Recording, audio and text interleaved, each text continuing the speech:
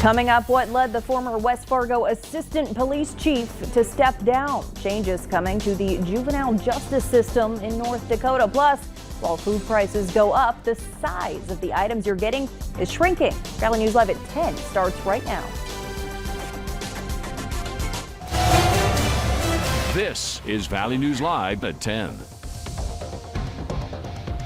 Breaking news for you. Fargo police are blocking off streets and setting up a perimeter as they say a husband fired at least one round into his family's home. They say the family has gotten out of the home safely, but they're trying to make contact with the man. Let's go to Valley News Team's Nishay Taylor live at the scene.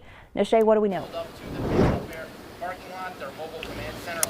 Actually, Stacy, at this moment, a SWAT vehicle just pulled up to the area. We're actually right here, not too far from the family fair that's down the street. The incident actually happened in the 700 block of 14th Street, which is basically down there. You can see police cars blocking off the area.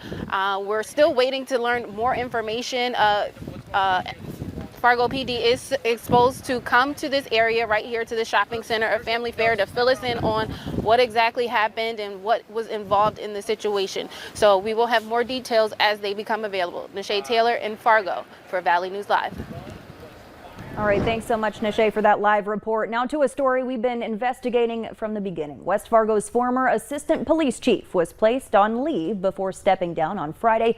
And tonight we're learning a little more as to why. Valley News Live got a hold of a more than 250-page internal investigation this afternoon, which alleges unprofessional behavior like belittling or embarrassing other employees, as well as refusing to perform assigned duties. Most of the investigation stems from an email Boyer sent to the police department in April, 3 days after the Derek Chauvin verdict, talking about the treatment of law enforcement. The police chief says the email undermined his ability to lead the department. You can read that entire internal investigation for yourself on our website, valleynewslive.com. New for you at 10, we're learning more about the fatal officer-involved shooting last month west of Mandan. Tonight, the Morton County State's Attorney's Office says after careful review, Trooper Stephen Mayer won't be charged. They say he was justified in discharging the firearm in defense of self and others. That shooting happened back on September 7th. Starting with a call about a reckless driver. When the pursuit ended, the trooper fired his weapon, resulting in the death of a 45-year-old man from Billings, Montana. Tonight at a Fargo ICU, a little girl continues to fight for her life after her bike got tangled in the wheels of a semi-truck last night in Crookston. The girl's family says 10-year-old Kaylee Acevedo had to have her right leg amputated. Her left leg is broken. Minnesota State Patrol says the semi-driver, a 73-year-old from Monoman, was making a right turn when Kaylee's bike got caught in the back wheels. A motorcycle passenger has died after a crash last month. Highway Patrol says the 32-year-old died yesterday from her injuries sustained in a crash back on September 15th. That happened in the 4600 block of University Drive. The crash remains under investigation, with charges being considered for both the driver of the motorcycle and the driver of the vehicle involved. We now know the name of the man who died in a crash on I-94 in Fergus Falls last night. Highway Patrol has identified the victim as 64-year-old Dwayne Heidemann of West Fargo. They haven't released much information, only saying he was heading west on I-94 when his vehicle left the roadway and rolled into the median. Changes are coming to North Dakota's juvenile justice system. The North Dakota State Judiciary Committee heard from experts representing multiple groups today, including the Dakota Boys and Girls Ranch, to learn more about the juvenile justice system in the state.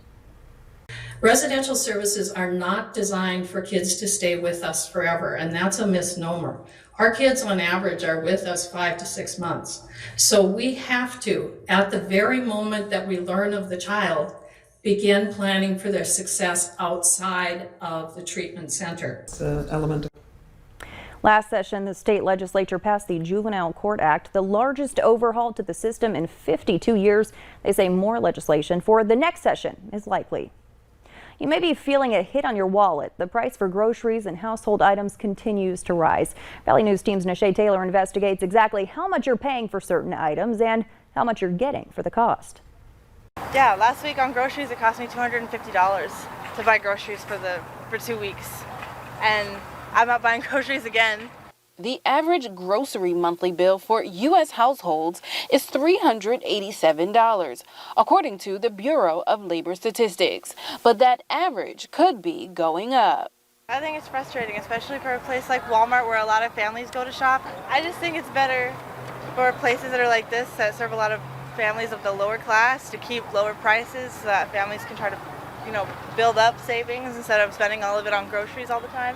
Prices for groceries are steadily rising, and in many cases, you're now getting less product for an equal or higher cost. Here's an example. At Target, roughly a 19.5-ounce box of Fruit Loops costs $4.19. But for the same price, you get about an ounce less for Lucky Charms.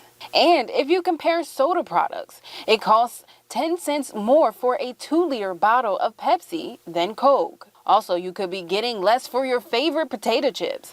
A plain bag of Lay's will run you $2.78 at Walmart. But if you want a little flavor, you'll lose about a quarter of an ounce for the same price. We're very deterred by price increases. We'll switch brands. We focus on cost over quantity, cost over quality. But it's not just groceries that are having price increases. Your everyday household items are getting more expensive. Well, the Swiffer pads, they used to come in packs of like 40 for like $10. And for $7, I just bought a pack of 12. And that's like the only ones I could find, like the most I could find. It was frustrating. Prices are also expected to continue to go up on items like diapers, as some companies try to offset their costs. How can you save money? Experts say join grocery rewards at your favorite stores, clip coupons, and buy items on sale. In Fargo, Nisha Taylor, Valley News Live. It's also suggested to buy in bulk to help you get more for your money. A Minnesota school is making national headlines for changing the way it grades students. Sunrise Park Middle School in White Bear Lake announced they will no longer be giving out failing grades. The school will exclude any grade that's less than 50%. The principal says they want to focus more on the process of learning. Students will have 10 days to retake and revise assignments, tests, and projects. The school hopes students will take the time to learn correctly. Body cam video is giving us an up-close look at the dramatic rescue of a Twin Cities deputy trapped inside a burning vehicle. The Ramsey County Deputies Federation says a stolen car going more than 100 miles per hour slammed into the deputy's squad car back in March. The video shows another deputy and an officer get him out of the smoking car just seconds before flames took over. An officer with the Moorhead Police Department has been awarded the Medal of Valor. Officer Eric Zemmel was given the award after responding to a disturbance call for multiple people attempting to force their way into an apartment. Officer Zemmel was able to get a gun away from one of them after a brief struggle and was able to restrain him until other officers arrived. They have far too much power in our society to be allowed to continue to operate that way.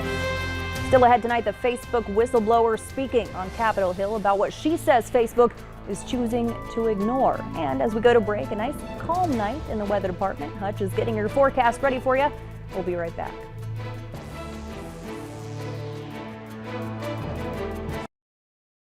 When storms are heading our way,